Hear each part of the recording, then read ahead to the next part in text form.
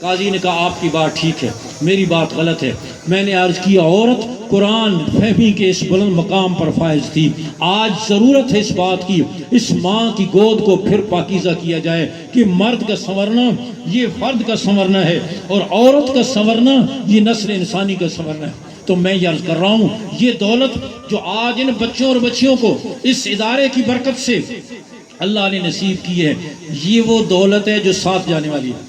باقی کوئی چیز ساتھ جانے والی بولو، سر کی ٹوپی اترے گی، آنکھ کا چشمہ اترے گا، کلائی کی گھڑی اترے گی، عورت ہے تو زیور اترے گا، ماتھے کا جھومر اترے گا، گلے کا ہار اترے گا، ہاتھوں کے کنگن اتریں گے، انگلی کی انگوٹھی اترے گی، پاؤں کا پازیب اترے گا، زرق برق لباس اترے گا اور دو چادروں میں لپیٹ کر رخصت کیا جائے گا۔ ساتھ جانے والی چیز بولو۔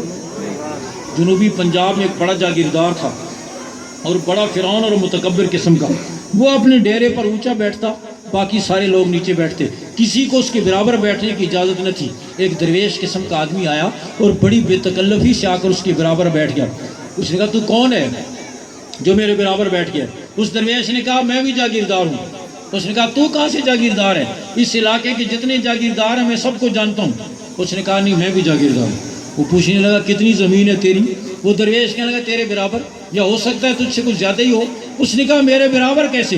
اس نے کہا بس مرنے کی دیر ہے، تیری میری زمین برابر ہو جائے گی، بلکہ میرا قد تجھ سے ذرا بڑا ہے تو تجھ سے تھوڑی زیادہ ہی ہو جائے گی۔ ایسے تو نہیں ہو سکتا جاگیردار کی قبر 20 کنال میں بنائی جائے اور غریب کی چھوٹی سی بنائی جائے، سب کی ناپ تول کر ایک جیسی بنائی جائے۔ کوئی سب دھوکہ ہے، ہاں کوئی ساتھ جانے والی چیز نہیں، لیکن قرآن کی دولت ساتھ جائے گی، ایمان کی دولت ساتھ جائے گی۔ اسلام آباد میں ہمارے ایک دوست ہیں، وہ 7 بھائی ہیں، 7 عالم حافظ قاری ہیں۔ ان کی والدہ کا انتقال ہوا، جنازہ پڑا گیا، دفن کیا گیا۔ دفن کے بعد جس بزرگ نے قبر کے سرانے کھڑے ہو کر دعا کرائی، انہوں نے ایک جملہ کہا قبر خیال کرنا جو امانت تیرے سپرد کی جا رہی ہے 7 حافظ بیٹوں کی ماں ہے۔ خیال کرنا جو امانت تیرے سپرد کی جا رہی ہے 7 حافظ بیٹوں کی ماں ہے۔ میں نے کہا یہ تو کہا جا سکتا ہے، خیال کرنا 7 حافظ بیٹوں کی ماں ہے، 7 حافظہ بیٹیوں کی ماں ہے، قاری قاریہ بیٹیوں کی ماں ہے، عالم عالمہ بیٹیوں کی ماں ہے۔ یہ تو نہیں کہا جا سکتا خیال کرنا 7 جرنیلوں کی ماں ہے، 7 وزیروں کی ماں ہے، 7 ممبران اسمبلی کی ماں ہے، 7 چیئرمینوں کی ماں ہے۔ یہ کوئی نہیں کہہ سکتا۔ کوئی کہنا چاہے بھی قبر خیال کرنا وفاقی وزیر کی ماں آ رہی ہے، لوگ کہیں گے بے وقوف کی نسبتیں یہاں کام نہیں آتی۔ وہ نہیں کہہ سکتا، کوئی نہیں کہنے دے گا، لیکن حافظ قرآن کہہ سکتا ہے یا اللہ بچپن میں نے ماں کی گود چھوڑی، باپ کی شفقت چھوڑی، سردی اور گرمی میں صبح سحری سے لے کر میں نے تیری کتاب کو اپنے سینے سے لگائے رکھا، میں تجھے اس کتاب لا ریب کا واسطہ دیتا ہوں، میری ماں پر رحم کر دے، میرے باپ پر رحم کر دے۔ کہہ سکتا ہے یا نہیں کہہ سکتا؟ یہ دولت ہے جو ساتھ جانے والی ہے۔ اس لیے میرے بھائیوں اور بہنوں اپنی اولادوں کو یہ دولتیں دو۔ اور پھر ظاہر ہے کہ ہم نے دنیا میں رہنا ہے، عصری علوم سے اسلام منع نہیں کرتا، بلکہ میں عرض کرتا ہوں کہ دینی اور عصری کی تقسیم بھی مناسب نہیں ہے۔ علم علم ہے، علم علم ہے، اس کو تقسیم کرنا کہ یہ عصری ہے یہ فلاں نہیں۔ اللہ رب العزت نے انبیاء علیہ السلام کو صنعتیں سکھائیں، تعمیرات کا فن سکھایا، درزی کا کام سکھایا، لکھنا سکھایا، کشتی بنانے کا فن سکھایا، دیگر کئی فنون سکھائے۔ تو اور ان تمام عصری علوم کی اصل قرآن میں موجود ہے، اور سارے سائنسی علوم کی اصل قرآن میں موجود ہے۔ علم الارض ہو، نباتات ہو، بیالوجی ہو، باٹنی ہو، میتھمیٹکس ہو، علم الطب ہو، علم الابدان ہو، تمام سائنسی اور عصری علوم کی اصل بھی قرآن مجید میں موجود ہے۔ اور سائنسی علوم کے موجد بھی سارے کے سارے سائنسدان ہیں۔ یورپ والوں کو تو چھٹی صدی تک غسل کرنا بھی نہیں آتا تھا، بلکہ آج بھی نہیں آتا۔ آپ شام کو بدبو کی وجہ سے کسی پبلک ٹرانسپورٹ میں سفر نہیں کر سکتے۔ یہ سب مسلمانوں کا ورثہ ہے، اور قرآن بار بار غور و فکر کی دعوت دیتا ہے، تسخیر کائنات کا اعلان کرتا ہے، غور و فکر کی دعوت دیتا ہے۔ تو عصری علوم سے اسلام نے منع نہیں کیا۔ ضرورت اس بات کی ہے، جس بات کی طرف توجہ دینی ہے، ضرورت اس بات کی ہے کہ ان عصری ذرا غور سے، ضرورت اس بات کی ہے کہ ان عصری علوم کو دینی ماحول میں سکھایا جائے۔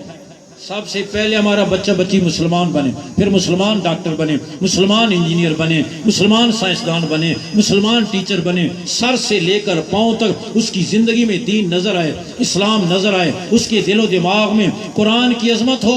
منع تو کوئی نہیں کرتا، جتنا مرضی ہے ریسرچ کریں، صرف یہ کہا جاتا ہے کہ دینی علوم کے ماحول میں، دینی ماحول میں عصری علوم کو سیکھا جائے، ورنہ آج ہمارے تعلیمی اداروں میں صرف فیشن بن کر رہ گیا ہے، وہ ایک کمرشل اور تجارتی ادارے بن کر رہ گئے، جو اصل میں شخصیت کی تعمیر ہوتی ہے وہ ان اداروں کے اندر نہیں رہی۔ آپ سوچیں نہ، غور کریں، اس وجہ سے اقرا فاؤنڈیشن، روضۃ الاطفال جیسے ادارے اللہ کی بہت بڑی نعمت۔ جس استانی کے اپنے سر پر دوپٹہ نہیں ہے، اس سے پڑھنے والی بچی میں حیا آئے گا؟ سوچو، غور کرو۔ جس ٹیچر کی اپنی زبان پر کبھی اللہ کا نام نہیں آیا، اس سے پڑھنے والے بچوں میں دین کی عظمت کہاں آئے گی؟ اگر میں نے عرض کیا استاذ کا قبلہ درست ہوگا، ٹیچر کے دماغ کے کل پرزے ٹھیک ہوں گے، اس کی سوچ کا زاویہ ٹھیک ہوگا، تو وہ سائنس پڑھاتے ہوئے اللہ کی عظمت سمجھائے گا، ایگریکلچر پڑھاتے ہوئے اللہ کی عظمت سمجھائے گا، اور اگر وہ نہیں ہوگا تو پھر بچوں کو وہ بے دین بنائے گا، دہریہ بنائے گا۔ ابھی میں برطانیہ کے سفر میں تھا تو ریڈنگ میں مجھے ایک دوست کہنے لگے کہ ایک بچہ، ہمارے مسلمان ڈاکٹر ہیں، ان کا بچہ سکول میں گیا، سکول کا ٹیچر دہریہ قسم کا تھا، اس نے کہا بچوں دیکھو زمین میں یہ مٹی ہے، مٹی میں ہم نے بیج ڈالا، سیڈ ڈالا ہم نے، اور اس کو پانی ڈالا تو بیج ہو گیا۔ اللہ کہاں آ گیا اس میں؟ یہ تو ہم نے، اب دیکھو کیسے اللہ کی عظمت کو دلوں سے کھینچا جائے۔ مٹی تھی، مٹی میں ہم نے پانی ڈالا اور بیج ڈالا، یہ ہو گیا۔ اللہ کہاں سے آ گیا؟ اس بچے نے یہ بات آ کر گھر اپنے والد سے کہی۔ الحمدللہ وہ باپ مسلمان تھا، ڈاکٹر تھا، پڑھا لکھا تھا، اسی انداز میں اس نے بچے کو سمجھایا۔ اس نے کہا بچے تمہارے ٹیچر نے یہ کہا ہے مٹی ڈالی، ٹیچر نے کہا ہے کہ اس میں بیج ڈالا، پانی ڈالا، مٹی کا رنگ کیا ہے؟ یہ رنگ ہے براؤن قسم کا، بیج کا رنگ کیا ہے؟ یہ سرخ قسم کا، پانی کا یہ سفید۔ تو کہنے لگے مٹی سرخ رنگ کی، مٹی براؤن رنگ کی، بیج سرخ رنگ کا، پانی سفید رنگ کا، تو جو پودا نکلا ہے یہ سبز رنگ کا، یہ سبز رنگ کہاں سے آ گیا؟ تمہارے ٹیچر نے تو سبز رنگ نہیں ڈالا تھا، یہ سبز رنگ کہاں سے آ گیا؟ یہی سبز رنگ پیدا کرنے والا وہی اللہ ہے۔ اس انداز میں ٹیچر بچوں کے دلوں میں اللہ کی عظمت پیدا کر سکتا ہے۔ زراعت پڑھاتی ہے، بچوں ہم پودے کی جڑ میں پانی ڈالتے ہیں، تم موٹر کے ذریعے نیچے والی ٹینکی سے اوپر والی ٹینکی میں پانی لے جاتے ہو، ہم پانی پودے کی جڑ میں ڈالتے ہیں، کوئی موٹر نہیں، کوئی پمپ نہیں۔ آپ نے دیکھا کہ یہ پانی پودے کی آخری شاخ اور آخری پتے تک پہنچتا ہے، یہ کون پہنچاتا ہے؟ وہی